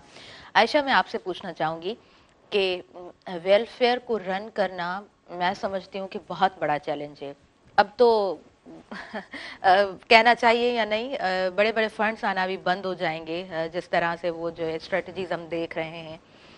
किस तरह आपने ये काम इतने माशाल्लाह से टाइम से आप लेके चली हैं। जाहिर सी बात है आपने कहा कि मुश्किलात भी आई हैं लेकिन कभी इस तरह नहीं हुआ कि आयशा ने कहा कि अब काम मैंने बहुत कर लिया है अब मुझे थोड़ा रेस्ट करना चाहिए या किसी के हवाले करना चाहिए, तो इस तरह का कुछ हुआ? हाँ, ऐसे बहुत सारे मसले मसाइल आए। जाहिर है रजिस्टर्ड है, सोशल वेलफेयर डिपार्टमेंट वाले अपने डॉक्यूमेंट्स मांगते हैं, कहीं से कुछ आ जाए प्रोफार्मा उसको फिल कर देना, फिर लोगों को फेस करना। कभी कभी तो दिल करता है मोबाइल सब बंद करूँ, एक कमरे में बंद करके सो जाऊँ, बहुत कर लिया काम। लेकिन फिर मैं ये सोचती हूँ यार वो 50 घर जो आयशा वेलफेयर से जुड़े हैं, जो बच्चों की तालीम जुड़ी है, जो 80 बच्चियां हुनरमंद हो रही हैं, उनका क्या होगा एक मेरे बैठने से। और फिर सोचा कि किसी और का हैंडओवर करूं, तो बहुत सारी लड़कियों को अपने साथ लेके चलने की कोशिश करी। कोई कहती है मैं थक जाती हूँ, मैं इतना नहीं कर सकती, मैं इतना नहीं चल सकती। भाई सलूट है आयशा, आप कितना कैसे चला लेती हैं ये सब चीज़ें, हम नहीं कर सकते। 2 दिन 3 दिन आती हैं, चौथे 5वें दिन कहती है हम थक गए, हम नहीं चल सकते इतना। अब किसी के आगे सबसे बड़ा काम है किसी के आगे हाथ फैलाना, वो भी किसी और के लिए। तो इसमें बड़ी मुश्किलात मुझे पेश आती हैं और आती थी और आती पता नहीं आगे भी जाके रहेगी या नहीं, क्योंकि हमें कोई बड़ी फंडिंग नहीं मिलती। अब जैसे आप जैसी सिस्टर है, आपसे मुलाकात हो गई, आपने कहा ठीक है मैं रमज़ान में आपको करूंगी, नहीं तो 2-3 शॉप्स वाले मेरे जानने वाले, मैं भाई को बोल देती हूँ आप चली जाएं। इस तरह उनके, और वो भी गल्ला हाथ में लेकर जाना, उन्हें बाकायदा प्रॉपर तरीके से रसीद फाड़ कर लिख कर हर चीज़ देना कि आप आकर चेक कर सकते। सही सही। अच्छा आयशा, आपने जिस तरह खुद ही अपनी ज़ुबानी कहा कि वो ख़वातीन या वो लड़कियां जिनको हम कुछ कोर्सेज जो है वो दे रहे होते हैं, मैं पूछना चाहूँगी कि आपकी एजेंडा में क्या होता है, आप किस तरह से ख़वातीन को हुनरमंद बनाती हैं और क्या क्या प्रोजेक्ट्स आपके यहाँ होते हैं? हमारा सिलाई सेंटर है, मेहंदी सेंटर है, ब्यूटिशियन है, तालीम से के हवाले से स्कूल है, ट्यूशन है, मदरसा है। तो हमने ना बेवा हो, तलाकशुदा हो और यतीम बच्ची हो, उसके लिए बिल्कुल ये पूरा सेंटर फ्री है, तालीम से लेके मेहंदी, सिलाई, ब्यूटिशियन। अगर अफोर्डेबल है, बाप है, भाई है और इतना अफोर्ड कर सकती हैं, तो वो ब्यूटिशियन का काम सीखने के 10 रुपए रोज गले में डालेंगी। अच्छा। मेहंदी सीखने के 5 रुपए डालेंगी, सिलाई सीखने के भी 10 रुपए गले में डालेंगी। तो वो मंथली एक अच्छा, ठीक है, बहुत अच्छा नहीं लेकिन कुछ अमाउंट तो बन जाता होगा। 300 पर बच्ची पे हमें पड़ जाता है। तो जाहिर बात है फिर वो ना पॉलर वाली टीचर आती हैं, वो हमसे 8000 सैलरी ले जाती हैं, 3000 रुपए सिलाई वाली आती है, मदरसे की भी 2000 लेकर जाती है। वो कहती है अच्छा। देखिए नेकी आप करिए, मुझे तो सैलरी चाहिए ना। बिल्कुल ठीक, बिल्कुल ठीक। अच्छा जी, असां जेको आहे सो फ़कीर दीदार असां वटि मौजूदु आहिनि, उन्हनि खां बि कुझु ॿुधणु चाहींदासीं। दीदार अली भट्टी साहब छा ॿुधाईंदो? तेरे दर ते रहण दी लायक न हम, तैं सद कर मदनी कोल कीता, काई चीज खरीद होवे हिक वारी, तैं वल सानू खरीद कीता। ऐ निस्बत ना निर्वार कीतुई, जग आलम विच इजहार कीता, मिस्कीन दा सीना है सेज तेदी, मेरे अखियां ते होवे सही कदम तेदा। पर तेरे दर ते रहण दी मजाल नहीं, जेको रहण देवे ओ रहंदा है, लख डोह हज़ारे ऐ बेना, तब्दील आयान ओ ठहंदा है। जिनु कोई न लेखे ओंडे मदनी तू चा देखे, विच दो जग दे ओ ता सोहंदा है। मिस्कीन मोहताज आ झोली झली, ए खैरात मोहब्बत मंगदा है। फैंटो मथे फुल इयो सुहे सिर सरदार जी, जुंग सामाने जखरे लथो है वत हुल सैयद जो हिन देश में को तोर न आहे तुल पो जनी माल न मुल तनखे भी दे पियो जवाहिर जलाल चवी पर रोशन थी सब रात जॾहिं सपड़ जाम सिर जियो आयो दाड़ू दीन जो पई वाई सब के वात सखी जाम सखावत जी अचे पलट कई पर भात पो दे थो जुंग जलाल चवे देहन खे नतदात पो मीर वठो मीरास तो उबो स्वालन सद करे। वाह वाह, जबरदस्त जबरदस्त।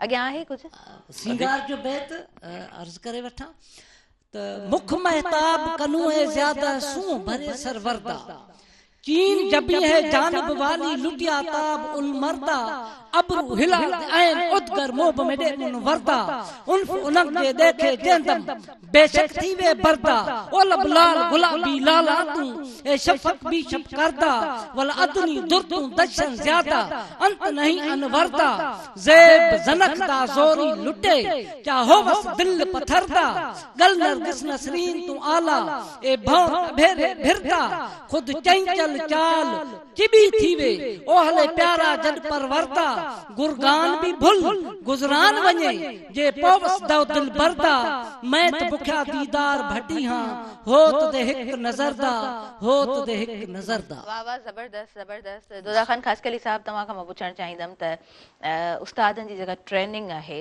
उहा कीअं हुजणु खपे, छाकाणि त उस्ताद वेल ट्रेंड हूंदो त उहो सुठे तरीक़े सां डिलीवर करे सघंदो। अदी ॾाढो सुठो सवाल तव्हां कयो आहे। ऐं जेको ही शोबो असांजो जेको जेको जेको तरक़ी जो सॼो दारो मदार आहे इल्म ते, ऐं इल्म जा जेके पंहिंजो ज़िम्मेदार माण्हू आहिनि उहे आहिनि उस्ताद। ऐं उस्ताद जेकॾहिं ट्रेंड उस्ताद आहे, ट्रेंड जो मक़सदु इहो आहे त ॾिसो न, मूं तव्हांखे ॿुधायो त ॿ शयूं उस्ताद वटि हुजणु खपनि। हिकिड़ी कॉम्पिटेंसी ऑफ सब्जेक्ट, ॿियो आहे हुन वटि मेथडोलॉजी। असांजो जेको ट्रेनिंग जो तस्वुरु वञे थो त उस्ताद वटि मेथडोलॉजी हुजे, उहा शइ जेकी हुन वटि इल्मु आहे उहो विरहाए सघे, पंहिंजा हुनजा तौर तरीक़ा हुजनि, विरहाइण जा हिकिड़ा तौर तरीक़ा हुजणु खपनि। जीअं हिकिड़ो आउं तव्हांखे मिसाल ॾियां, जेकॾहिं हिकिड़ो ट्रेंड दुकानदार हिकिड़ो प्रोफेशनल आहे, छो जो अॼु टीचिंग बि प्रोफेशनल अथव। नो डाउट नो डाउट। असां अॻे टीचर जेको कुझु न थींदो हो उनखे टीचर करे छॾींदा, पर अॼु डिक्लेयर थी वियो आहे जीअं डॉक्टर हिकिड़ो प्रोफेशन आहे ऐं MBBS खां सवाइ उहो डॉक्टर नथो सॾाए सघे, त हिकिड़ो उस्ताद पर बदकिस्मती सां असां वटि जेको आहे सो मां इहो ज़रूरु चवणु चाहींदमि, तव्हां ॾिसो जेकॾहिं कंहिंजी इंजीनियरिंग थियल आहे ऐं IBA जी टेस्ट कंडक्ट थिए थी, उहो हुन में अचे थो ऐं उतां खां पास थी करे, ज़ाहिरी ॻाल्हि आहे हिकिड़ो इंजीनियर आहे, उन उस्ट्रो पढ़ियो पास थी वञे थो, वरी उहो वञी करे सर्व थो करे, तेसीं ताईं कंदो जेसीं ताईं हुनखे ॿी अपॉर्चुनिटी नथी मिले। त उस्तादी पेशो अॼु बि असां पंहिंजी ज़रूरत जे मुताबिक़ चूज़ करियूं था। अदी जेकॾहिं ॾिसो न, जेकॾहिं इतफ़ाक़ सां या ख़ुशकिस्मती सां, ख़ुशकिस्मती चवंदुसि, जेकॾहिं उहो उस्ताद थी आयो आहे ऐं जेकॾहिं हू उन में रहणु चाहे थो त उनखे ॿार जी साइकोलॉजी ॾे वञिणो पवंदो, पंहिंजी मेथडोलॉजी ॾे वञिणो पवंदो। जेकॾहिं तव्हां वटि खज़ानो जाम आहे, विरहाइण जो तरीक़ो कोन्हे को, त तव्हां मुस्तफ़ीज़ न करे सघंदो ॿार खे। उस्ताद वटि इहे वैराइटीज़ हुजणु खपनि। मूं तव्हांखे दुकानदार जो मिसाल ॾिनो पिए त जेकॾहिं तव्हां कंहिं दुकान ते का शइ वठणु वञो था, कपिड़ो वठणु वञो था, त हुनजो हिकिड़ो तौर तरीक़ो आहे, यकदमि सभु बतियूं ॿारींदो, तव्हां जेको वठणु वेंदो उन खां अलावा तव्हांखे खोड़ सारियूं वैराइटी ॾेखारींदो। माना तव्हांखे हुनजो मोटो छा हूंदो आहे, हुनजो मक़सदु हूंदो आहे मुंहिंजी सेल थिए। हाणे उस्ताद वटि सेलिंग, उस्ताद सेलर आहे, उस्ताद खे पंहिंजो पाण खे पंहिंजे इल्म खे सेल करिणो आहे, हुन वटि वैराइटी हुजे जंहिं जॻह ते। मुंहिंजो मञणु इहो बि आहे त passion should be your profession. जेकॾहिं ईअं न आहे त पोइ जेको आहे सो मां नथी सम्झां त तव्हां हुन जॻह जो हक़ अदा करे सघो था। अच्छा, असां तालीमी मयार ते बि ॻाल्हाईंदासीं। हिन दौर में तालीमी मयार खे अव्हां कीअं था ॾिसो, ख़ासि तौर ते पाण पंहिंजी सिंध जी तालीम ते ॻाल्हाईंदासीं। अॼु हाणे ॻाल्हि ॿुधो न, तइलीम जी मयार जेको आउं बि चवां थो तइलीम जो मयार कोन्हे, त सॼी दुनिया चवे थी। उनजे वजह खे तव्हां ॾिसो त तइलीम मयार आख़िर किरियो आहे त छो किरियो आहे। उन में अॼु स्कूल जी मां ॻाल्हि कयां त अॼु स्कूल में जॾहिं त उन ज़माने में जॾहिं असां पढ़ंदा हुआसीं, हिकिड़ो डिस्ट्रिक्ट ऑफिसर हूंदो या ITI हुनखे चवंदा हुआ, ITS चवंदा हुआ, स्कूल जो इंस्पेक्टर जनरल हूंदो हो, जेको सॼे स्कूलनि खे चेक कंदो हो, उन जा ॿिया जेके स्टाफ हूंदो उहो वञी चेक कंदा हुआ। ऐं हिकिड़ो वॾो हूंदो हो ज़हन ते त बाबा साहिबु अची वेंदो, ख़ुदा खां टिजण खां सवाइ करे साहब खां त टिजंदा, चलो ड्यूटी त कंदा न। हाणे असांजूं एजेंसियूं ॾिसो तव्हां, डिस्ट्रिक्ट एजुकेशन ऑफिसर आहे, उन सां गॾोगॾु असांजो मॉनिटरिंग जो ऑफिसर जुदा आहे, असांजा जेके आहिनि से पंहिंजो बायोमेट्रिक वारा जुदा आहिनि, पर अॼु बि उहा तव्हांखे ॿुधायांव त उहा हाज़िरी कान्हे का। छा चकर आहे? असल में जेतिरियूं एजेंसियूं हिननि वधायूं आहिनि उन्हनि उस्ताद, मूंखे आनियर इहा लफ़्ज़ चवणु न खपे, उस्ताद जो जेको पेशो जेतिरो माना डिसऑनर थियो आहे उन में सभिनी पंहिंजो हिसो मिलायो आहे। एज़ अ टीचर चवां थो त सभ खां वॾो हिसो उस्ताद मिलायो आहे, सभ खां वॾो। मूंखे केरु चवे त तव्हां स्कूल न वञो, ईअं केरु थी नथो सघे। मूंखे केरु चवे त तव्हां न पढ़ाइजो, इहो को थी नथो सघे। जेसि ताईं आऊं पाण बेईमानी न कयां, जेसि ताईं आऊं कंहिंखे मोटिवेट न कयां त हू मूंखे इन बेईमानी में मुंहिंजो हिसेदार बणिजे। त बुनियादी तौर ते आउं उस्ताद आहियां, मूं ते क्रिटिसाइज़ बि थींदो त उस्तादनि खे तव्हां चओ था, पर आउं चवां थो त उस्ताद इन सॼी पंहिंजो सूरत हाल जो वॾे में वॾो हिसेदार उस्ताद आहे। उन खां पोइ असांजी इंतिज़ामिया आहे। कुझु शिकवा शिकायत आहिनि। हाणे गवर्नमेंट सरदार अली शाह साहिबु हिकिड़ी ॻाल्हि कई जंहिं ते वॾो इशू ठहियो, तव्हां बि ॿुधो हूंदो। चई त बाबा ॻाल्हि ॿुधो, असां नवां उस्ताद भर्ती करणु चाहींदा, हाणे असां जेके बि उस्ताद एग्ज़िस्ट कनि था सिस्टम में आहिनि, कैटेगरी वाइज़ असां उन्हनि खां टेस्ट वठंदासीं। तव्हां चयो वॾो तूफ़ान आयो त वरी इहो कहिड़ो तरीक़ो आहे? बाबा मूं 20 साल पढ़ायो आहे। अगरि मूंखां मुंहिंजे उन सिलेबस मां, उन स्कूल जे सिलेबस मां मूंखां अगरि के टेस्ट वठे थो, मूंखे त वेलकम करणु खपे। पर आउं उते उन जॻह ते कावड़ी जो 20 सालनि खां पोइ बि आउं टेस्ट ॾियण लाइ तयारु न आहियां। इन जो मक़सदु आहे त मूं वटि कॉम्पिटेंसी कान्हे। उस्तादी पेशे ते तव्हां जेको सवाल पिया उथारियो न पंहिंजो पाण, रियली त असांजो उस्ताद सिंसियर थींदो, ही सॼो जेको सिस्टम जेको बि थियो आहे उनखे रिवाइज़ करे सघे थो, प्रोमोट करे सघे थो उस्ताद। न हाणे ॾिसो, सरदार अली शाह साहिब जो इहो डिसीजन पंहिंजी जॻह ते, पर he is very welcoming person. ॾिठो वञे त हू चवे थो बाबा तव्हां के कोई स्कूल हलाइणो आहे, तव्हां हलायो, कमु कयो, तव्हां अचो, अची मूंखे ॾेखारियो, मां आहियां सपोर्ट करण। हा, ऑन कयो, पंहिंजनि इलाइक़नि खे तव्हां ऑन कयो, पंहिंजनि ॿारनि खे तव्हां ऑन कयो, पंहिंजनि माण्हुनि खे तव्हां ऑन कयो, उन्हनि खे एजुकेट कयो। ज़िम्मेदार असां आहियूं, असां तव्हांखे सपोर्ट कंदासीं। हाणे जेको वेही करे ॻोठ में चए थो त मुंहिंजे स्कूल में सहूलियतूं कोन आहिनि, वॉट एवर जेका बि शइ मौजूदु आहे, तव्हां हुनखे केतिरो ऑन पिया कयो। जेकॾहिं स्कूल खुलियल आहे, हुनजो पखो बि तव्हां खणी था वञो, ॿियो केरु खणी ईंदो? सरदार अली शाह साहिब त कोन माण्हू मोकिलींदो न खणी अचण जे लाइ। अच्छा, मां तव्हां खां इहो बि पुछणु चाहींदमि, डिस्कशन त असांजो ख़ैर वधंदो अचे पियो, मां चाहियां थी त तव्हां थोरो एक्सप्लेन कयो त ऑन करण वारा केरु आहिनि। हाणे जेकॾहिं ॿार ॾिसो रजिस्टर आहिनि स्कूल में, मिसाल जी तरह हिकिड़े ॻोठ में जेकॾहिं 500 ॿार फॉर एग्ज़ाम्पल या 250 ॿार स्कूल में रजिस्टर आहिनि, ॿार कोन पिया वञनि, रजिस्टर आहिनि, ॿार स्कूल कोन पिया वञनि, त उनखे ऑन केरु कंदो? उनजो रेस्पॉन्सिबल केरु हूंदो? माइट हूंदो या टीचर हूंदो? केरु थी सघे थो? अदी आउं वरी चवां त तव्हांजो क्वेश्चन एॾो बहितरीनु सुवालु आहे ऐं बुनियादी सुवालु आहे त अॼु ओनरशिप जो वॾे में वॾो फुक़दान आहे। आउं थो चवां जेकॾहिं मूंखे ख़ुशकिस्मती सां आउं टीचर भर्ती थियो आहियां ऐं उन स्कूल में आहियां जिथे इहो अलमियो जेको तव्हां पेश कयो पिया उहो आहे, सभ खां ज़िम्मेदार पहिरियों ज़िम्मेदार आउं आहियां। त आउं रेगुलर नथो वञां, उन स्कूल खे, उन बिल्डिंग खे, उन माहौल सॼे खे ऑन नथो कयां। वालदेन खे मोटिवेट करण बि मुंहिंजो कमु आहे। उहे अणपढ़िया, ॿाहिराड़ी जी मां ॻाल्हि कयां त उहे अणपढ़िया सादा माण्हू आहिनि, उन्हनि खे मोटिवेट, उन्हनि बाख़लाक तरीक़े सां उन्हनि खे आउं कयां त उहे पंहिंजनि ॿारनि खे छॾनि ऐं उन खां पोइ उहो ॿार कुझु खणी वञे, उन में का चेंज अचे। ॿार में जॾहिं तव्हांजी चेंज नथी अचे, माना तव्हां वटि एजुकेशन कान्हे का। ॿार जे किरदार में चेंज अचणु खपे, ॿार जे ॻाल्हाइण में चेंज अचणु खपे। त उहो माइट एॾो उस्ताद लाइ ख़ुशि थो थिए, एॾी रेस्पेक्ट उस्ताद जी करे थो, उहो मुआशिरो करे थो। मां पंहिंजो मिसाल ॾियां, तव्हां जॾहिं पहिरीं 3 साल आउं रहियो आहियां, गोके मां अनट्रेंड उस्ताद हुयुसि, पर रियली सिर्फ़ु मुंहिंजो उते पढ़ाइण ई मुंहिंजो माना वॾे में वॾो कारनामो हो त आउं उते पढ़ायां पियो ऐं रेगुलर पढ़ायां पियो ऐं रहंदो बि उते हुयुसि। वॾी ॻाल्हि त उन्हनि ॻोठ वारनि उन स्कूल खे ऑन कयो, उन ॻोठ जो जेको चङो मुंहिंजे चवण जो मक़सदु बि त इहो आहे न त जॾहिं उस्ताद ॾिसो हुनखे गवर्नमेंट जे तरफ़ खां हिकिड़ी सैलरी मिले पई ऐं हू जेकॾहिं पंहिंजो हक़ अदा नथो करे त माना हुनखे रिग्रेट त आख़िर में रहंदो न, पर उन रिग्रेट जो छा थो करे सघिजे? लास्ट में मां चवां थी भोगे त शागिर्द तो भोगे उहे माण्हू ई भोगनि था जिनजा ॿार आहिनि। अॼु सुसाइड सां नाराज़ आहे, उस्ताद बिरादरी खां नाराज़ आहे, वजह कहिड़ी आहे?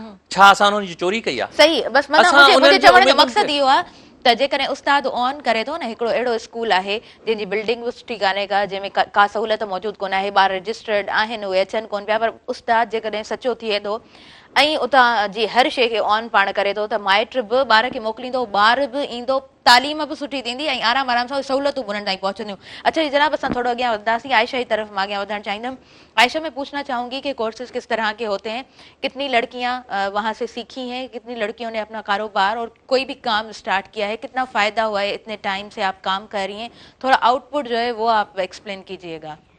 माशाल्लाह 3 साल से 80 लड़कियों पे ही मुश्तमिल होता है, क्लास बाय क्लास निकलती है, जैसे 1 से 3 एक क्लास लगती है, 3 से 5 ऐसे करके हम फिर एक प्रोग्राम अरेंज करते हैं, स्टेज तक लड़कियों को लेके जाते हैं, कंपटीशन करवाते हैं। पहली लड़की को चांदी का सेट मिलता है जो ब्राइडल कंपटीशन में फर्स्ट पोजीशन लेती है, आयशा वेलफेयर उन्हें चांदी का सेट देती है, सेकंड वाली को चांदी की रिंग, थर्ड वाली को गिफ्ट हैम्पर बना के दिया जाता है। फिर उन्हें अपने घर पे पूछा जाता है, बेटा आपको बोर्ड बना के दिया जाए, पेनाफ्लेक्स बनवा के लगा दिया जाए। इस तरह से उन लोगों के घर पे पेनाफ्लेक्स लगा दिए जाते हैं। फिर वो खुद इस चीज़ को एक्सप्लेन करके गई हैं कि बाजी हम सुबह 6 बजे दाल पापड़ी बेलने जाते थे 5-5 रुपए में, आज हम आयशा वेलफेयर से कंगा उठाने के 200 रुपए कमा रहे हैं। तो ये हमारी जीत है। ऐसे पता नहीं कितनी लड़कियां अपने घर पे पार्लर खोलकर बैठी हुई हैं। ठीक है, पार्लर के अलावा अगर आप हुनरमंद खवातीन की बात करें तो क्या कोर्सेज होते हैं? सिलाई, पार्लर, मेहंदी, और मेहंदी के कंपटीशन में माशाल्लाह बच्चियां जो सीख के गई हैं वो आज 3-3 हज़ार रुपए ब्राइडल के ले रही हैं, कोई 3 कोई 2, जो अगर कोई ऐसी भी आती है हमारे पास भी आता है तो हम ही अपनी बच्चियों से लगवा कर देते हैं, नहीं बेटा ये मुस्तहिक है तो इन्हें आप लगा कर दें, हम आपको पेमेंट हम आयशा वेलफेयर देगी। और ये जो राशन का आपने एक्सप्लेन किया था, तो ये क्या सिस्टम होता है, किस तरह से घरों तक पहुंचता है, और मैक्सिमम आपके यहाँ कितने नंबर्स होते हैं कि कितने घरों तक पहुंचाना है? हाँ, 50 हमने मैक्सिमम बनाए हुए हैं, इससे ज़्यादा बढ़ाना नहीं, क्योंकि हमें फ़कीर तो पैदा करने ही नहीं है, हमें तो इसको रोकना है ना, जो मांगने वाले उनको रोकना है, सफ़ेद पोशों तक पहुंचाया जाए उनका हक। तो इसमें मेरे साथ मील एरिया भी है, जैसे गुलाब दाल मिल, पाकिस्तान ऑयल मिल, रहमान ऑयल मिल, ये लोग अपनी चीज़ें इसमें, सदफ दाल मिल, ये अपनी चीज़ें मुझे इसमें देते हैं डालने के लिए कट्टों में राशन के। हमने एक फार्म बनाया हुआ, उसमें रजिस्ट्रेशन की हुई है कि आप हर महीने, आपको फला तारीख को कॉल आएगी, एक दिन पहले आप आके ऑफिस से अपनी सफ़ेद पोशी का ख्याल रखते हुए अपने घर ले जाएं, ताकि ना किसी को पता चलेगा कि आपने क्या, हो सकता है कुछ होते हैं ना बेचारे जो इज्जत नफ्स पे नहीं करते, हाँ, बिल्कुल ये होता है, तो उनकी सफ़ेद पोशी का भी हम ख्याल करते हैं। हम ये नहीं जाते घरों पे जाके मूवियाँ बनवाएं या राशन दे रहे हैं तो उनकी मूवियाँ लें, नहीं, सिर्फ वो ऑफिस आती हैं, थम लगाती हैं, बैक साइड पे हम खड़ा करते हैं, राशन का कट्टा उनके आगे रखा जाता है, उनकी बैग की एक पिक ली जाती है। ओके जी जनाब, ओके जी, अच्छा काम है आपका माशाल्लाह। असां वधंदासीं शॉर्ट कमर्शियल ब्रेक की तरफ, ऐं पोइ वरी कंटिन्यू कयूं था। अवां ॾिसंदा रहिजो अवां जो पंहिंजो प्रोग्राम सुबुह मेहरान।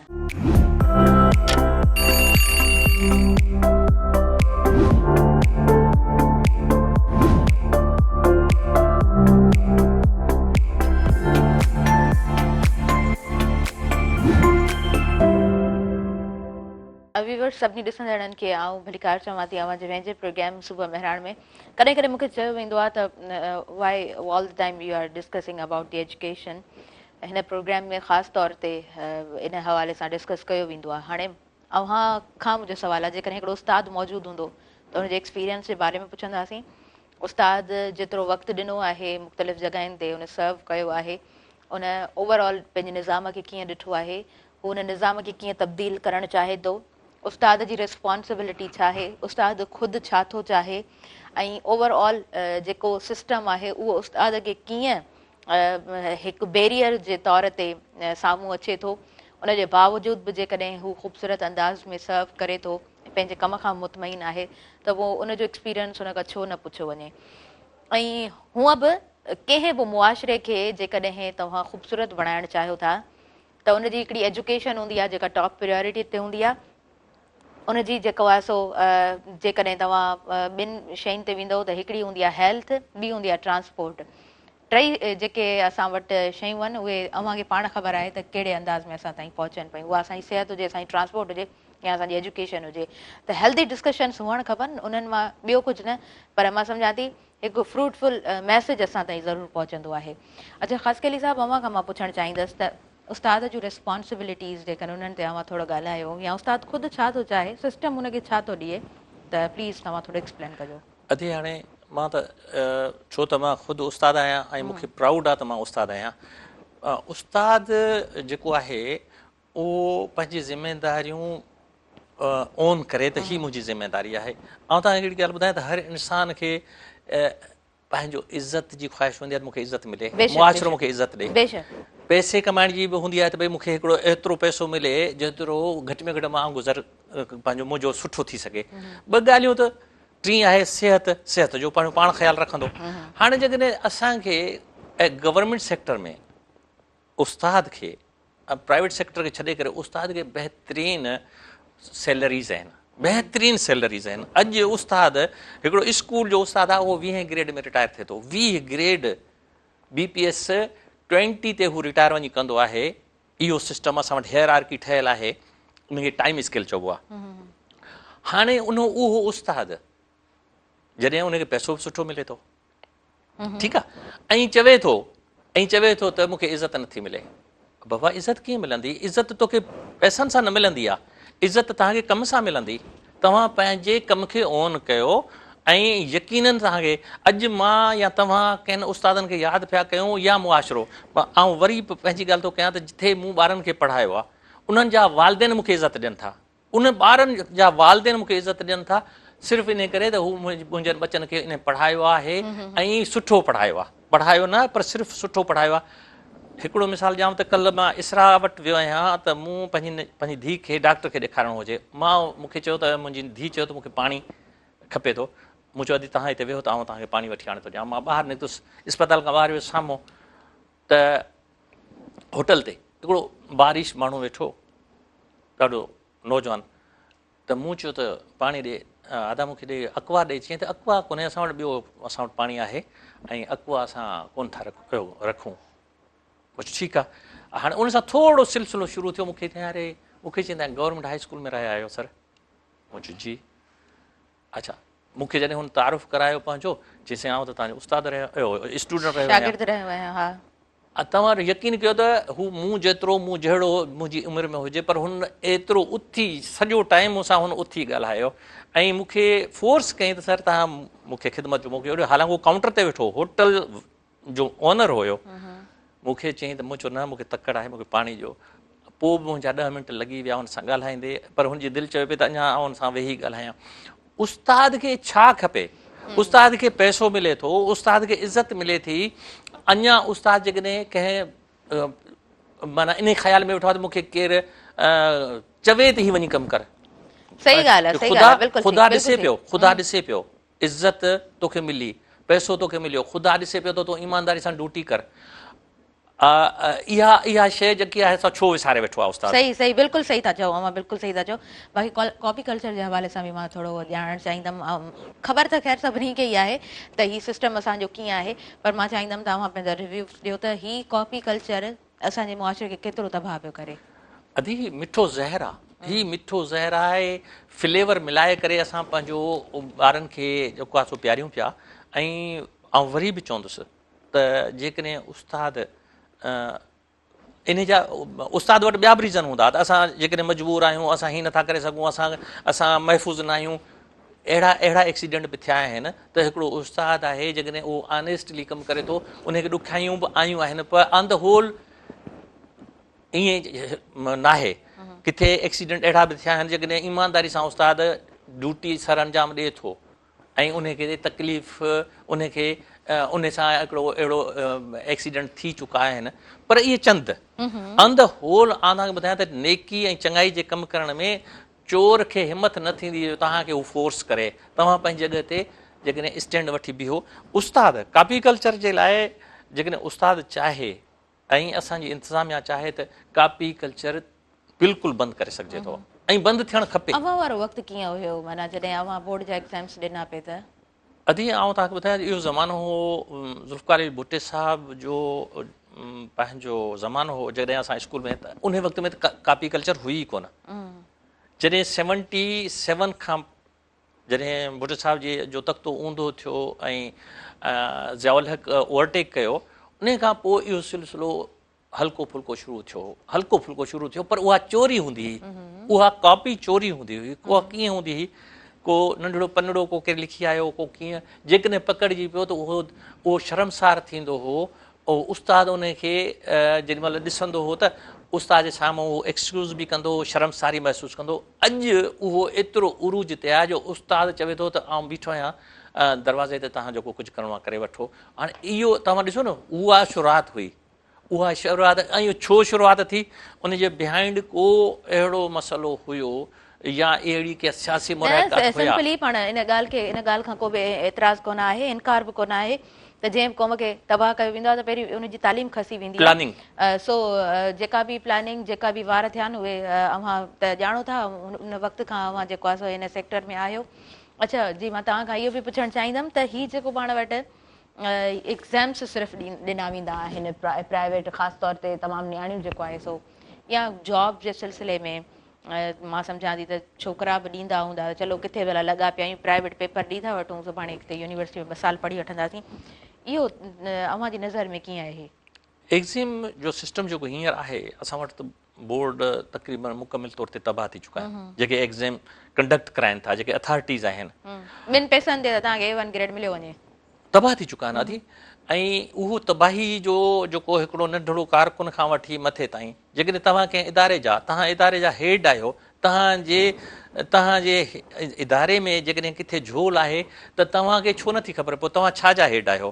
त असां चऊं था त जिथे बि को अहिड़ी गड़बड़ आहे एजुकेशन जे सिस्टम में, त उहो ज़िम्मेदार आहे हेड। जंहिं स्कूल में जेकॾहिं को अहिड़ो मसइलो लोकल एग्ज़ाम में बि थिए थो त उहो उनजो हेडमास्टर किथे आहे, उनजी चेन किथे आहे। जेकॾहिं या त उहो प्रोफेशनल न आहे, या उनखे कंहिं ॿिए तरीक़े सां जेको आहे सो उहो पंहिंजो पाण खे जेको आहे सो उन शइ खां चयो वेंदो आहे न त शिपमैन जेकॾहिं उहो सही वठी हले त तमामु पैसेंजर्स पंहिंजे उन मंज़िल ते आसानीअ सां पहुचनि था, न त पोइ डिपेंड करे थो हेड ते। पहिरीं ॻाल्हि आहे त हेड ते।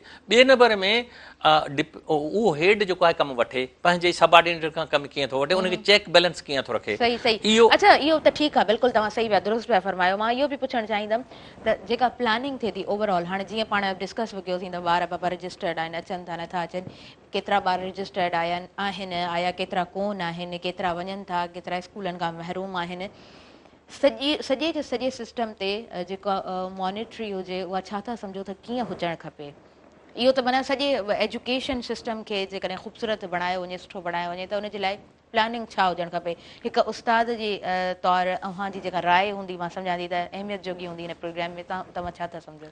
हाणे जेकॾहिं तव्हांखे इन ॻाल्हि खे ॾिसणो आहे त असांजो जेको स्कूल खां ॿाहिरि ॿार आहे, उनखे असां स्कूल में वठी अचूं, रजिस्टर्ड थियल आहे। असां वटि हिकिड़ो सिस्टम जेको हिन महिल त हालांकि हीउ जेको एॾो एडवांस ज़मानो आहे, ॿार रजिस्टर्ड थियनि था, उहे ऑनलाइन थियनि था, कंप्यूटर ते बाक़ी सां उनजी माना हिकिड़ी रजिस्ट्रेशन थिए थी प्राइमरी खां वठी। पर थिए ईअं थो त कुझु एजेंसीज़ प्राइवेट स्कूल बि खोलियो वेठियूं आहिनि। उहे प्राइवेट स्कूल, असां वटि हिकिड़ो आहे त भई प्राइवेट स्कूल जी रजिस्ट्रेशन कान्हे का, उनजी एनरोलमेंट ऑन रिकॉर्ड कान्हे का।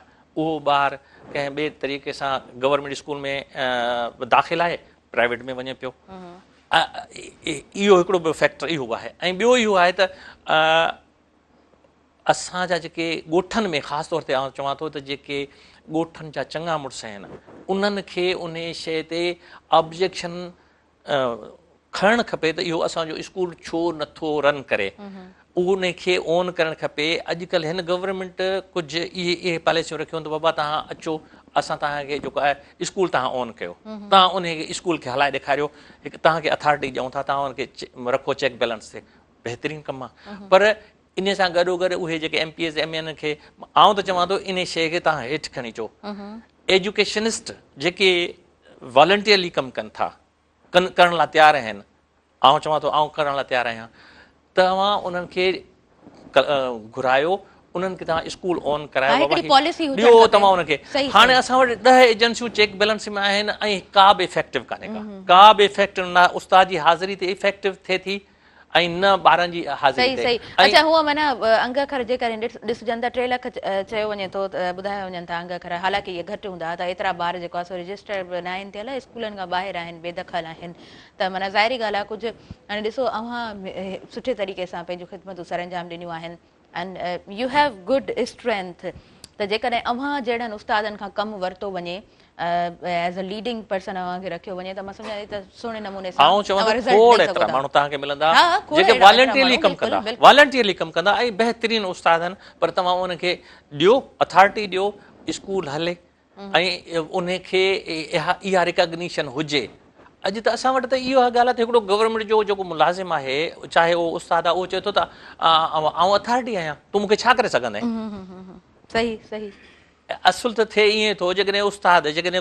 को हेड एतिरो भलो कमु करण वारो आहे ऐं जेकॾहिं कंहिंजी शिकायत लिखे थो तव्हां यकीन कयो त उहो हेड बदिली थी थो वञे एॾी अप्रोच आहे उन नाकारा माण्हू जी जेको उन हेड खे ई बदिली कराए थो छॾे हाणे मूंखे ॿुधायो त पोइ वरी माण्हू छा थियो डिस्करेज थिए थो डिसऑनर जॾहिं थींदो आहे त डिस्करेज थींदो पोइ उहो छा थो यार ॾिसो ॿिया बि कमु नथा कनि त उन्हनि जो कमु हले पियो थो ऐं कमु कयां थो कहिड़ो फ़र्क़ु थो पवे मुंहिंजी दुश्मनी पैदा थी थिए कुझु इहे बि असांजा आहिनि मसइला त हाणे इहो जेको नाकारा माण्हू आहे उनजी अप्रोच कहिड़ो जेकॾहिं सिस्टम फेयर हुजे त पोइ सुठे तरीक़े सां कमु ज़रूरु थी सघे थो असां ॾिसो ख़ुदा तरसी सभ खां पहिरियां ख़ुदा तरसी अथव जेकॾहिं माण्हू मरण खे यादि रखे त भई मूंखे मुआवज़ो मिले थो हीउ मूंखे कमु करिणो आहे ईमान ऐं सचाई सां करिणो आहे त मुंहिंजे ख़्याल में कंहिं हेड जी कंहिं सुपरवाइज़र जी ज़रूरत कान थी रहे उहो ई न सिस्टम असांजो स्ट्रॉन्ग हुजे जेकॾहिं हर को माण्हू सुठे तरीक़े सां पंहिंजूं रिस्पॉन्सिबिलिटीज़ खे सम्झे त पोइ सिस्टम छो नथो चेंज थी सघे अच्छा पॉलिसीज़ स्पेशली पॉलिसीज़ जेको आहे सो उहे जेकॾहिं बहितर हुजनि ऐं उन्हनि ते वरी अमल दरामद हुजे ईअं न आहे त प्लानिंग्स थी वई उन्हनि ते अमल दरामद जो मसइलो आहे असां ब्रेक ते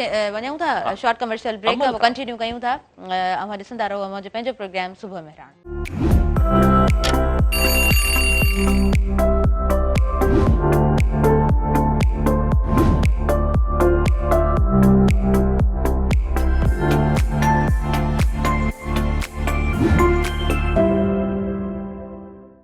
सभिनी ॾिसंदड़नि खे आऊं वीर भलीकार चवां थी आयशा मूंसां गॾु मौजूदु आहे ऐं आयशा वेलफेयर के हवाले से ॻाल्हि ॿोल थी पई आयशा मैं पूछना चाहूँगी आपसे अपकमिंग क्या प्लान्स हैं आपने क्या सोचा है कि किस तरह मुझे आगे काम करना है क्योंकि काम जिस तरह आपका हो रहा है या जो रिज़ल्ट आप समझती हैं कि मेरी इस मेहनत के बाद जो रिज़ल्ट मिला है वो तो आपने शॉर्टली एक्सप्लेन किया है लेकिन मैं पूछना चाहूँगी कि आयशा क्या चाहती हैं कि आगे किस तरह काम हो आगे मैं यही चाहती हूँ कि इसी तरह काम होते रहे जो एक सेंटर एक जगह मुश्तमिल है ऐसे बहुत सारी जगहें जहाँ पे लड़कियाँ और हुनरमंद होना चाहती हैं जो पेमेंट की वजह से नहीं हो पाती तो हम अब जगह जगह पे सेंटर की ओपनिंग करेंगे इसके अलावा जो आगे जाके मेरा स्कूल है उसको बढ़ाना है तीसरा मेरा ये है कि हैदराबाद में मैंने पूरी जगह सर्वे किया है हैदराबाद सिंध में यतीम खाना नहीं है आगे जाके अल्लाह पाक ने चाहा अगर कोई ऐसी फंडिंग आती है या कोई ऐसा बंदा मुझे अल्लाह ताला प्रोवाइड करते हैं तो मैं इंशाल्लाह